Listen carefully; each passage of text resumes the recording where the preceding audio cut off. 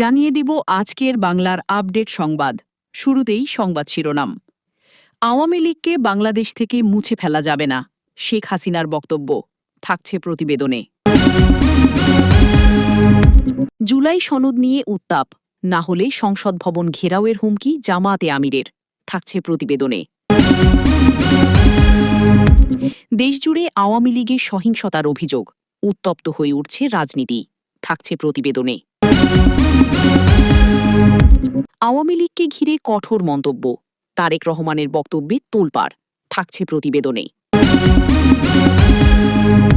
হঠাৎ অসুস্থতা, দিল্লিতে হাসপাতালে নেওয়া হলো শেখ হাসিনাকে, থাকছে প্রতিবেদনে। দুর্যোগ মোকাবিলায় সফল নেতৃত্ব, শেখ হাসিনা, প্রশংসাই করছে আন্তর্জাতিক সংবাদ মাধ্যম, থাকছে প্রতিবেদনে। এতক্ষণ শুনতেছিলেন সংবাদ শিরোনাম, এখন বিস্তারিত। আওয়ামী লীগকে বাংলাদেশ থেকে মুছে ফেলা যাবে না, শেখ হাসিনার দৃঢ় বক্তব্যে নতুন রাজনৈতিক বার্তা। বাংলাদেশের রাজনৈতিক অঙ্গনে নতুন করে আলোচনার জন্ম দিয়েছে আওয়ামী লীগ সভাপতি ও সাবেক প্রধানমন্ত্রী শেখ হাসিনার সাম্প্রতিক বক্তব্য। তিনি জোর দিয়ে বলেছেন, বাংলাদেশ আওয়ামী লীগকে কোনোভাবেই বাংলাদেশের রাজনীতি থেকে মুছে ফেলা সম্ভব নয়।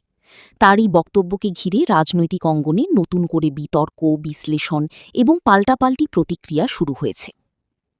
একটি ভার্চুয়াল সমাবেশে বক্তব্য দিতে গিয়ে শেখ হাসিনা বলেন, আওয়ামী লীগ এদেশের মাটি ও মানুষের দল। এই দলকে ইতিহাস থেকে মুছে ফেলার কোনো শক্তি নেই। তিনি আরও উল্লেখ করেন, আওয়ামী লীগের জন্মই হয়েছে জনগণের অধিকার প্রতিষ্ঠার জন্য এবং দীর্ঘ সংগ্রামের মধ্য দিয়ে দলটি আজকের অবস্থানে পৌঁছেছে। শেখ হাসিনা তার বক্তব্যে বাংলাদেশের স্বাধীনতা সংগ্রাম, গণতান্ত্রিক আন্দোলন এবং বিভিন্ন জাতীয় সংকটে আওয়ামী লীগের ভূমিকার কথা তুলে ধরেন। তিনি বলেন, এই দলই জাতির পিতা শেখ মুজিবুর রহমানের নেতৃত্বে স্বাধীনতার আন্দোলন পরিচালনা করেছে। সেই ঐতিহ্য নিয়ে আওয়ামী লীগ আজও জনগণের পাশে রয়েছে। তার মতে, যারা আওয়ামী লীগকে দুর্বল বা নিষ্ক্রিয় করতে চায়, তারা আসলে দেশের উন্নয়ন ও স্থিতিশীলতাকে বাধাগ্রস্ত করতে চায়। বক্তব্যে তিনি বিরোধী দলগুলোর সমালোচনা করে বলেন, রাজনৈতিক প্রতিপক্ষের কাজ হল গঠনমূলক সমালোচনা করা, কিন্তু ধ্বংসাত্মক রাজনীতি কোনোভাবেই দেশের জন্য ভালো নয়। তিনি অভিযোগ করেন, কিছু রাজনৈতিক শক্তি দেশের অগ্রযাত্রা থামিয়ে দিতে ষড়যন্ত্র করছে এবং আন্তর্জাতিক পর্যায়েও বিভ্রান্তি ছড়ানোর চেষ্টা করছে। শেখ হাসিনা বলেন, বাংলাদেশ এখন উন্নয়নের পথে এগিয়ে যাচ্ছে। পদ্মা সেতু থেকে শুরু করে মেট্রো রেল, বিদ্যুৎ উৎপাদন সব ক্ষেত্রেই অভূতপূর্ব অগ্রগতি হয়েছে। এই উন্নয়ন ধারাবাহিকতা বজায় রাখতে আওয়ামী লীগের বিকল্প নেই। তিনি দাবি করেন, জনগণ উন্নয়ন চায়, স্থিতিশীলতা চায়, আর সেই লক্ষ্যেই আওয়ামী লীগ কাজ করে যাচ্ছে। রাজনৈতিক বিশ্লেষকদের মতে, শেখ হাসিনার এই বক্তব্য শুধু একটি রাজনৈতিক বার্তা নয়, এটি একটি কৌশলগত অবস্থানও নির্দেশ করে। সাম্প্রতিক রাজনৈতিক চাপ, বিরোধী দলের আন্দোলন এবং আন্তর্জাতিক পর্যায়ের সমালোচনার প্রেক্ষাপটে তিনি দলের কর্মীদের উজ্জীবিত করতে এবং সমর্থকদের আশ্বস্ত করতেই এমন বক্তব্য দিয়েছেন বলে মনে করা হচ্ছে। অন্যদিকে বিরোধী দল বাংলাদেশ জাতীয়তাবাদী দল বিএনপি এই বক্তব্যের তীব্র সমালোচনা করেছে। তাদের নেতারা বলছেন, কোনো দলই চিরস্থায়ী নয়, জনগণই নির্ধারণ করবে কোন দল থাকবে, কোন দল থাকবে না। তারা দাবি করেন, বর্তমান সরকারের অধীনে গণতান্ত্রিক পরিবেশ ক্ষতিগ্রস্ত হয়েছে এবং আওয়ামী লীগ নিজেদের অবস্থান ধরে রাখতে প্রশাসনিক প্রভাব ব্যবহার করছে। বিএনপির নেতারা আরও বলেন, গণতন্ত্রে জনগণের ভোটই শেষ কথা। যদি সুষ্ঠু নির্বাচন হয়, তাহলে জনগণই তাদের রায় দেবে। তারা আওয়ামী লীগের উন্নয়ন দাবিকেও প্রশ্নবিদ্ধ করে বলেন, উন্নয়ন তখনই অর্থবহ যখন তা সব শ্রেণীর মানুষের কাছে পৌঁছায়। এদিকে আওয়ামী লীগের নেতারা শেখ হাসিনার বক্তব্যকে সমর্থন করে বলেছেন, এটি বাস্তবতার প্রতিফলন। তাদের মতে, আওয়ামী লীগ শুধু একটি রাজনৈতিক দল নয়, এটি বাংলাদেশের ইতিহাস ও ঐতিহ্যের অংশ। তারা বলেন, আওয়ামী লীগকে বাদ দিয়ে বাংলাদেশের ইতিহাস কল্পনাই করা যায় না। সাধারণ জনগণের মধ্যেও এই বক্তব্য নিয়ে মিশ্র প্রতিক্রিয়া দেখা গেছে। কেউ কেউ মনে করছেন, আওয়ামী লীগের অবদান অস্বীকার করার সুযোগ নেই, তবে গণতান্ত্রিক ব্যবস্থায় সব দলের সমান সুযোগ থাকা উচিত। আবার অনেকে বলছেন, রাজনৈতিক প্রতিযোগিতা থাকলেই গণতন্ত্র শক্তিশালী হয়। বিশেষজ্ঞদের মতে, শেখ হাসিনার এই বক্তব্য দেশের রাজনৈতিক বাস্তবতাকে আরও স্পষ্ট করে তুলেছে। এটি একদিকে আওয়ামী লীগের আত্মবিশ্বাসের প্রতিফলন, অন্যদিকে বিরোধী দলের সঙ্গে তাদের রাজনৈতিক দূরত্বকেও তুলে ধরছে। সব মিলিয়ে বলা যায়, আওয়ামী লীগকে বাংলাদেশ থেকে মুছে ফেলা যাবে না, এই বক্তব্য শুধু একটি রাজনৈতিক স্লোগান নয়, এটি বর্তমান রাজনৈতিক বাস্তবতার একটি প্রতিচ্ছবি। আগামী দিনে এই বক্তব্যের প্রভাব কতটা গভীর হবে এবং তা দেশের রাজনৈতিক সমীকরণকে কিভাবে প্রভাবিত করবে, সেটিই এখন দেখার বিষয়। জুলাই সনদ নিয়ে উত্তাপ, না হলে সংসদ ভবন ঘেরাওয়ের হুমকি, জামায়াতে আমিরের বক্তব্যে নতুন বিতর্ক। বাংলাদেশের রাজনৈতিক অঙ্গনে জুলাই সনদ ইস্যু ঘিরে উত্তেজনা আরও বেড়েছে। সর্বশেষ বাংলাদেশ জামায়াতে ইসলামীর আমিরের কঠোর অবস্থান পরিস্থিতিকে নতুন মাত্রা দিয়েছে। তিনি হুঁশিয়ারি উচ্চারণ করে বলেছেন, দ্রুত সময়ের মধ্যে জুলাই সনদ নিয়ে স্পষ্ট সিদ্ধান্ত না এলে রাজধানীতে সংসদ ভবন ঘেরাওয়ের মতো কর্মসূচি দেয়া হতে পারে। রাজধানীতে এক সমাবেশে বক্তব্য দিতে গিয়ে জামায়াতের আমির বলেন, জুলাই সনদ এখন আর শুধু একটি প্রস্তাব নয়, এটি জনগণের দাবি হয়ে উঠছে। সরকার যদি জনগণের এই দাবি উপেক্ষা করে তাহলে রাজপথেই তার জবাব দেয়া হবে। তার এই বক্তব্যের পর রাজনৈতিক অঙ্গনে তীব্র প্রতিক্রিয়া দেখা গেছে। জামায়াতে ইসলামী নেতারা দাবি করছেন, জুলাই সনদ মূলত একটি ন্যায়ভিত্তিক রাষ্ট্রকাঠামো প্রতিষ্ঠার লক্ষ্যে প্রস্তাবিত হয়েছে। তাঁদের মতে বর্তমান রাজনৈতিক ব্যবস্থায় যে সংকট তৈরি হয়েছে তা কাটিয়ে উঠতে মৌলিক সংস্কার প্রয়োজন। তারা আরও বলেন, এই সনদের মাধ্যমে নির্বাচনী ব্যবস্থা, বিচার বিভাগের স্বাধীনতা এবং প্রশাসনিক জবাবদিহিতা নিশ্চিত করা সম্ভব। তবে ক্ষমতাসীন বাংলাদেশ আওয়ামী লীগ এই হুমকিকে রাজনৈতিক চাপ সৃষ্টির কৌশল হিসেবে দেখছে। আওয়ামী লীগের নেতারা বলেছেন, সংসদ ভবন ঘেরাওয়ের মতো কর্মসূচি গণতান্ত্রিক পদ্ধতির পরিপন্থী। যে কোনো দাবি আলোচনার মাধ্যমে উত্থাপন করা উচিত, হুমকি দিয়ে নয়। তারা আরও বলেন, জুলাই সনদ নিয়ে এখনও কোনো চূড়ান্ত সিদ্ধান্ত হয়নি, তাই এই ধরনের উস্কানিমূলক বক্তব্য পরিস্থিতিকে অস্থিতিশীল করতে পারে। অন্যদিকে বিরোধী দল বাংলাদেশ জাতীয়তাবাদী দল বিএনপি বিষয়টি সতর্কভাবে পর্যবেক্ষণ করছে। বিএনপির কিছু নেতা মনে করছেন, জুলাই সনদ ইস্যুটি রাজনৈতিকভাবে গুরুত্বপূর্ণ হলেও যে কোনো কর্মসূচি শান্তিপূর্ণ হওয়া জরুরি। তারা বলছেন, জনগণের দাবি থাকলে তা অবশ্যই তুলে ধরতে হবে, তবে সেটি যেন সংঘাতের দিকে না যায়। রাজনৈতিক বিশ্লেষকদের মতে এই হুমকি মূলত সরকারকে চাপ দেওয়ার একটি কৌশল। তারা বলছেন, জুলাই সনদ এখনও স্পষ্টভাবে সংজ্ঞায়িত না হলেও এটি একটি রাজনৈতিক ইস্যু হিসেবে দ্রুত গুরুত্ব পাচ্ছে। বিভিন্ন দল নিজেদের অবস্থান তুলে ধরার চেষ্টা করছে, যা রাজনৈতিক প্রতিযোগিতাকে আরও তীব্র করে তুলছে। বিশেষজ্ঞরা আরও মনে করছেন, সংসদ ভবন ঘেরাওয়ের মতো কর্মসূচি বাস্তবায়ন করা হলে তা আইনশৃঙ্খলা পরিস্থিতির উপর প্রভাব ফেলতে পারে। এতে রাজনৈতিক সংঘাত বাড়ার আশঙ্কা রয়েছে, যা দেশের সামগ্রিক স্থিতিশীলতার জন্য চ্যালেঞ্জ হয়ে দাঁড়াতে পারে। এদিকে সাধারণ জনগণের মধ্যেও এই ইস্যু নিয়ে আলোচনা বাড়ছে। কেউ কেউ মনে করছেন, যদি জুলাই সনদ সত্যিই জনস্বার্থে হয় তাহলে তা নিয়ে খোলামেলা আলোচনা হওয়া উচিত। আবার অনেকে বলছেন, রাজনৈতিক দলগুলো নিজেদের স্বার্থে এই ইস্যুকে ব্যবহার করছে। সব মিলিয়ে জুলাই সনদ এখন বাংলাদেশের রাজনীতিতে একটি গুরুত্বপূর্ণ ইস্যুতে পরিণত হয়েছে। বাংলাদেশ জামায়াতে ইসলামীর আমিরের হুমকি এই ইস্যুকে আরও উত্তপ্ত করে তুলেছে। আগামী দিনে এই পরিস্থিতি কোন দিকে মোড় নেয় এবং রাজনৈতিক দলগুলো কিভাবে এটি মোকাবেলা করে, সেটিই এখন সবার নজরে। দেশজুড়ে আওয়ামী লীগের সহিংসতার অভিযোগ, উত্তপ্ত হয়ে উঠছে রাজনীতি। বাংলাদেশের রাজনৈতিক অঙ্গন আবারও উত্তপ্ত হয়ে উঠেছে সহিংসতার অভিযোগকে কেন্দ্র করে। দেশের বিভিন্ন অঞ্চলে বিরোধী দলগুলোর পক্ষ থেকে অভিযোগ উঠছে, ক্ষমতাসীন বাংলাদেশ আওয়ামী লীগের নেতাকর্মীরা রাজনৈতিক প্রতিপক্ষের ওপর হামলা, ভাঙচুর ও ভয়ভীতি প্রদর্শনের মতো কর্মকাণ্ডে জড়িত।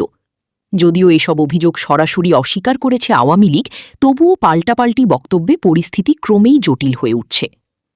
বিরোধী দল বাংলাদেশ জাতীয়তাবাদী দল বিএনপি দাবি করছে, সাম্প্রতিক সময়ে তাদের শান্তিপূর্ণ কর্মসূচিতে বারবার হামলার ঘটনা ঘটেছে। দলটির নেতারা অভিযোগ করেন, রাজনৈতিকভাবে তাদের দমন করার উদ্দেশ্যেই এসব হামলা পরিচালিত হচ্ছে। এক বিএনপি নেতা বলেন, আমরা যখনই গণতান্ত্রিক কর্মসূচি দেই তখনই আমাদের ওপর হামলা চালানো হয়। এটি একটি পরিকল্পিত দমনপীড়নের অংশ। শুধু বিএনপি নয়, অন্যান্য ছোট রাজনৈতিক দল ও সংগঠনগুলোর পক্ষ থেকেও একই ধরনের অভিযোগ উঠেছে। তারা বলছে, স্থানীয় পর্যায়ে রাজনৈতিক প্রভাব খাটিয়ে বিরোধী মতকে দমিয়ে রাখা হচ্ছে। অনেক ক্ষেত্রে প্রশাসনের ভূমিকা নিয়েও প্রশ্ন তুলছে বিরোধীরা। তাদের দাবি, আইন শৃঙ্খলা বাহিনী নিরপেক্ষভাবে দায়িত্ব পালন করছে না। অন্যদিকে আওয়ামী লীগের নেতারা এসব অভিযোগকে ভিত্তিহীন ও রাজনৈতিক বিশ্লেষকদের মতে এই পরিস্থিতির পেছনে রয়েছে দীর্ঘদিনের রাজনৈতিক মেরুকরণ। তারা বলছেন, বাংলাদেশের রাজনৈতিক দলগুলোর মধ্যে আস্থার সংকট এতটাই গভীর যে কোনো ঘটনায় দ্রুত রাজনৈতিক রূপ নেয়। ফলে সহিংসতার অভিযোগ সত্য হোক বা না হোক, তা রাজনৈতিক উত্তেজনা বাড়িয়ে দেয়। বিশেষজ্ঞদের একটি অংশ মনে করছেন, সামনে বড় কোনো রাজনৈতিক ইভেন্ট, যেমন নির্বাচন বা বড় আন্দোলন থাকলে এই ধরনের উত্তেজনা আরও বাড়তে পারে। তারা সতর্ক করে বলেন, রাজনৈতিক দলগুলো যদি সংযম না দেখায় তাহলে পরিস্থিতি নিয়ন্ত্রণের বাইরে চলে যেতে পারে। মানবাধিকার সংগঠনগুলোর পক্ষ থেকেও উদ্বেগ প্রকাশ করা হয়েছে। তারা বলছে, রাজনৈতিক সহিংসতা যেই করুক না কেন, তা বন্ধ হওয়া জরুরি। তারা নিরপেক্ষ তদন্তের দাবি জানিয়েছেন এবং দোষীদের বিচারের আওতায় আনার আহ্বান জানিয়েছেন। এদিকে সাধারণ জনগণের মধ্যে এই পরিস্থিতি নিয়ে উদ্বেগ বাড়ছে। অনেকেই মনে করছেন, রাজনৈতিক সংঘাতের কারণে দেশের স্বাভাবিক জীবনযাত্রা ব্যাহত হচ্ছে। ব্যবসা বাণিজ্য, শিক্ষা কার্যক্রম এবং দৈনন্দিন জীবনেও এর প্রভাব পড়ছে। একজন সাধারণ নাগরিক বলেন, আমরা শান্তি চাই, রাজনীতির কারণে আমাদের জীবন যেন বিপর্যস্ত না হয়। আইন শৃঙ্খলা বাহিনীর পক্ষ থেকে বলা হয়েছে, তারা পরিস্থিতি নিয়ন্ত্রণে রাখার চেষ্টা করছে। কোথাও কোনো সহিংসতা ঘটলে দ্রুত ব্যবস্থা নেওয়া হচ্ছে বলে দাবি করা হয়েছে। তবে বিরোধী দলগুলো এই দাবিতে সন্তুষ্ট নয়। বিশ্লেষকরা মনে করছেন, বর্তমান পরিস্থিতি থেকে উত্তরণের জন্য রাজনৈতিক সংলাপ অত্যন্ত জরুরি। তারা বলছেন, আওয়ামী লীগকে ঘিরে কঠোর মন্তব্য। তারেক রহমানের বক্তব্যে তোলপাড় হয়েছে।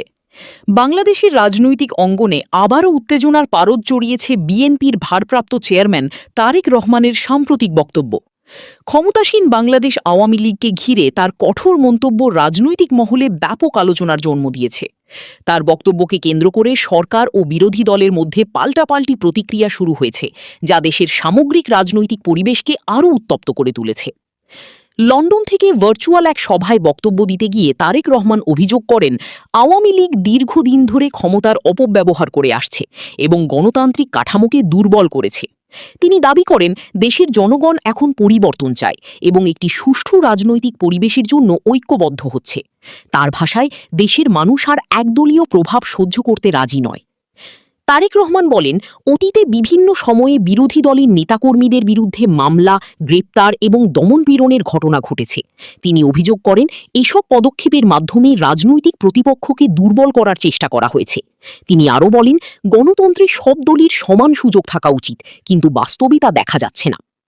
তার এই বক্তব্যের পরপরই আওয়ামী লীগের পক্ষ থেকে তীব্র প্রতিক্রিয়া জানানো হয়। দলটির নেতারা বলেন, তারেক রহমানের মন্তব্য ভিত্তিহীন এবং রাজনৈতিক উদ্দেশ্য প্রণোদিত। তাদের দাবি, বিএনপি নিজস্ব ব্যর্থতা ঢাকতে সরকার বিরোধী প্রচারণা চালাচ্ছে। আওয়ামী লীগের এক নেতা বলেন, দেশের উন্নয়ন ও স্থিতিশীলতা ধরে রাখতে আমরা কাজ করছি, আর তারা বিভ্রান্তি ছড়ানোর চেষ্টা করছে। রাজনৈতিক বিশ্লেষকদের মতে, তারেক রহমানের এই বক্তব্য একটি কৌশলগত পদক্ষেপ হতে পারে। তারা বলছেন, বিএনপি বর্তমানে নিজেদের সংগঠিত করার চেষ্টা করছে এবং এই ধরনের বক্তব্যের মাধ্যমে তারা তাদের সমর্থকদের উজ্জীবিত করতে চাইছে। একই সঙ্গে এটি সরকারের উপর চাপ সৃষ্টি করার একটি প্রচেষ্টাও হতে পারে। অন্যদিকে বিএনপির নেতারা তাদের নেতার বক্তব্যকে সমর্থন করে বলেছেন, এটি বাস্তব পরিস্থিতির প্রতিফলন। তারা দাবি করেন, দেশের গণতান্ত্রিক প্রতিষ্ঠানগুলোকে শক্তিশালী করতে হলে রাজনৈতিক সংস্কার প্রয়োজন। তাদের মতে, জনগণের অংশগ্রহণ নিশ্চিত না হলে কোনো রাজনৈতিক ব্যবস্থা দীর্ঘস্থায়ী হতে পারে না। এই প্রেক্ষাপটে সাধারণ জনগণের মধ্যেও আলোচনা শুরু হয়েছে। কেউ কেউ মনে করছেন, বিরোধী দলের অভিযোগগুলো গুরুত্বের সঙ্গে দেখা উচিত এবং নিরপেক্ষ তদন্তের মাধ্যমে সত্য উদ্ঘাটন করা প্রয়োজন। আবার অনেকে বলছেন, রাজনৈতিক বক্তব্যে অতিরঞ্জন থাকতেই পারে, তাই সবকিছু যাচাই বাছাই করে দেখা জরুরি। আইন বিশেষজ্ঞরা বলছেন, রাজনৈতিক অভিযোগের ক্ষেত্রে প্রমাণ অত্যন্ত গুরুত্বপূর্ণ। তারা বলেন, যদি কোনো দল বা নেতার বিরুদ্ধে সহিংসতা বা ক্ষমতার অপব্যবহারের অভিযোগ থাকে, তাহলে তা আইনের মাধ্যমে তদন্ত করে বিচার করা উচিত। অন্যথায় এসব অভিযোগ রাজনৈতিক বক্তব্যের মধ্যেই সীমাবদ্ধ থেকে যায়। এদিকে আন্তর্জাতিক মহলেও বাংলাদেশের রাজনৈতিক পরিস্থিতি নিয়ে নজর রয়েছে। বিভিন্ন সংস্থা ও পর্যবেক্ষকরা গণতন্ত্র, মানবাধিকার এবং নির্বাচনী প্রক্রিয়া নিয়ে উদ্বেগ প্রকাশ করে আসছে। এই প্রেক্ষাপটে তারেক রহমানের বক্তব্য আন্তর্জাতিক পর্যায়েও আলোচনার বিষয় হয়ে উঠতে পারে বলে মনে করছেন বিশ্লেষকরা। সব মিলিয়ে আওয়ামী লীগকে ঘিরে তারেক রহমানের কঠোর মন্তব্য দেশের রাজনৈতিক অঙ্গনে নতুন করে উত্তেজনা সৃষ্টি করেছে। বাংলাদেশ জাতীয়তাবাদী দল ও আওয়ামী লীগের মধ্যে পাল্টাপাল্টি অবস্থান পরিস্থিতিকে আরও জটিল করে তুলছে। আগামী দিনে এই বিতর্ক কোন দিকে মোড় নেয় এবং তা দেশের রাজনৈতিক স্থিতিশীলতায় কী প্রভাব ফেলে সেটিই এখন সবার নজরে। হঠাৎ অসুস্থতা, দিল্লিতে হাসপাতালে নেওয়া হল শেখ হাসিনা। স্বাস্থ্য নিয়ে উদ্বেগ, রাজনৈতিক অঙ্গনে আলোড়ন। বাংলাদেশের রাজনীতিতে হঠাৎ করেই চাঞ্চল্যের সৃষ্টি হয়েছে সাবেক প্রধানমন্ত্রী ও বাংলাদেশ আওয়ামী লীগ সভাপতি শেখ হাসিনার আকস্মিক অসুস্থতার খবরে। নির্ভরযোগ্য একাধিক সূত্র জানায়, ভারতের রাজধানী নয়াদিল্লিতে অবস্থানকালে তিনি অসুস্থ হয়ে পড়লে দ্রুত একটি বিশেষায়িত হাসপাতালে নেওয়া হয়। এই খবর ছড়িয়ে পড়ার পরপরই দেশজুড়ে উদ্বেগ ও রাজনৈতিক প্রতিক্রিয়ার ঢেউ ওঠে। দিল্লিতে একটি সরকারি ও ব্যক্তিগত সফরের অংশ হিসেবে অবস্থান করছিলেন শেখ হাসিনা। সফরের ব্যস্ত সূচির মধ্যেই হঠাৎ করে তিনি অসুস্থ বোধ করেন। প্রথমে মাথা ঘোরা, দুর্বলতা এবং কিছু শারীরিক অস্বস্তির কথা জানান তিনি। সঙ্গে থাকা চিকিৎসকরা প্রাথমিক চিকিৎসা দিলেও পরিস্থিতি পর্যবেক্ষণ করে দ্রুত তাঁকে হাসপাতালে নেওয়ার সিদ্ধান্ত হয়। হাসপাতালে নেওয়ার পর বিশেষজ্ঞ চিকিৎসকদের একটি টিম তার শারীরিক অবস্থা মূল্যায়ন শুরু করে। প্রাথমিকভাবে ধারণা করা হচ্ছে অতিরিক্ত ক্লান্তি, উচ্চ রক্তচাপ বা বয়সজনিত কারণে এই অসুস্থতা দেখা দিতে পারে। তবে চিকিৎসকরা নিশ্চিত হওয়ার জন্য বিভিন্ন পরীক্ষা নিরীক্ষা চালাচ্ছেন এবং তাকে নিবিড় পর্যবেক্ষণে রাখা হয়েছে। হাসপাতাল সূত্রে জানা গেছে তার অবস্থা আপাতত স্থিতিশীল রয়েছে। চিকিৎসকরা তাঁকে পর্যাপ্ত বিশ্রাম, নিয়মিত পর্যবেক্ষণ এবং প্রয়োজনীয় চিকিৎসা দিচ্ছেন। তবে তার স্বাস্থ্যগত ইতিহাস বিবেচনায় সর্বোচ্চ সতর্কতা অবলম্বন করা হচ্ছে।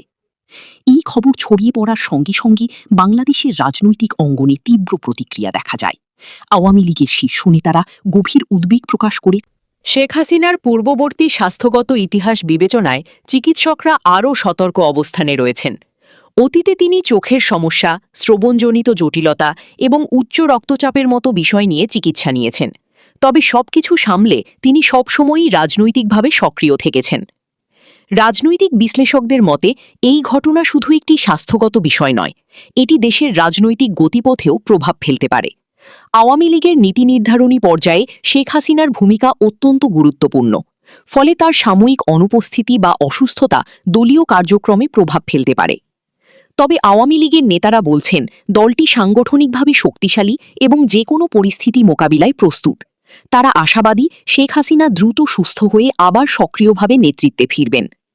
জনগণের মধ্যেও এই খবর ব্যাপক আলোড়ন সৃষ্টি করেছে। সামাজিক যোগাযোগ মাধ্যমে অসংখ্য মানুষ তার দ্রুত সুস্থতা কামনা করছেন। অনেকেই তার দীর্ঘ রাজনৈতিক জীবনের অবদান স্মরণ করে তাকে শুভেচ্ছা জানিয়েছেন। একজন সাধারণ নাগরিকের ভাষায়, তিনি দেশের জন্য অনেক কাজ করেছেন। আমরা চাই তিনি দ্রুত সুস্থ হয়ে উঠুন। এদিকে এই ঘটনার পর রাজনৈতিক মহলে ভবিষ্যৎ নিয়ে নতুন করে আলোচনা শুরু হয়েছে। কেউ কেউ মনে করছেন তার স্বাস্থ্যগত বিষয়টি ভবিষ্যৎ রাজনৈতিক সিদ্ধান্তে প্রভাব ফেলতে পারে। দুর্যোগ মোকাবিলায় সফল নেতৃত্ব, শেখ হাসিনা প্রশংসায় করছে আন্তর্জাতিক সংবাদ মাধ্যম। বাংলাদেশের দুর্যোগ ব্যবস্থাপনা ও জলবায়ু ঝুঁকি মোকাবিলার সক্ষমতা নিয়ে আবারও আন্তর্জাতিক অঙ্গনে আলোচনা শুরু হয়েছে। সাম্প্রতিক একাধিক বৈশ্বিক প্রতিবেদনে বাংলাদেশের অগ্রগতি এবং সরকারের নেতৃত্বের ভূমিকার প্রশংসা করা হয়েছে। বিশেষ করে প্রধানমন্ত্রী শেখ হাসিনার নেতৃত্বে দুর্যোগ ব্যবস্থাপনা ব্যবস্থার উন্নয়নকে উদাহরণযোগ্য মডেল হিসেবে উল্লেখ করেছে কয়েকটি আন্তর্জাতিক সংবাদ মাধ্যম ও গবেষণা সংস্থা। আন্তর্জাতিক বিশ্লেষণ অনুযায়ী বাংলাদেশ একটি জলবায়ু ঝুঁকিপূর্ণ দেশ হওয়া সত্ত্বেও ঘূর্ণিঝড়, বন্যা ও প্রাকৃতিক দুর্যোগ মোকাবিলায় উল্লেখযোগ্য অগ্রগতি অর্জন করেছে। আগের তুলনায় প্রাণহানি ও ক্ষয়ক্ষতির পরিমাণ অনেক কমে এসেছে, যা কার্যকর নীতি ও দ্রুত প্রতিক্রিয়া ব্যবস্থার ফল বলে মনে করা হচ্ছে। শেখ হাসিনার নেতৃত্বাধীন সরকার দীর্ঘদিন ধরে দুর্যোগ ব্যবস্থাপনা খাতে বিনিয়োগ বাড়িয়েছে। বিশেষ করে উপকূলীয় অঞ্চলে আশ্রয়কেন্দ্র নির্মাণ, আগাম সতর্কীকরণ ব্যবস্থা শক্তিশালী করা এবং স্থানীয় পর্যায়ে স্বেচ্ছাসেবক নেটওয়ার্ক গড়ে তোলা। এসব উদ্যোগ আন্তর্জাতিক পর্যবেক্ষকদের দৃষ্টি আকর্ষণ করেছে। বিভিন্ন আন্তর্জাতিক প্রতিবেদনে বলা হয়েছে বাংলাদেশ এখন ঘূর্ণিঝড় মোকাবিলায় দক্ষিণ এশিয়ার অন্যতম সফল দেশ হিসেবে বিবেচিত হচ্ছে। ১৯৭০-এর ভয়াবহ ঘূর্ণিঝড়ের তুলনায় বর্তমানে একই মাত্রার দুর্যোগী প্রাণহানির সংখ্যা বহুগুণ কমেছে, যা প্রযুক্তি ও ব্যবস্থাপনার উন্নতির প্রমাণ।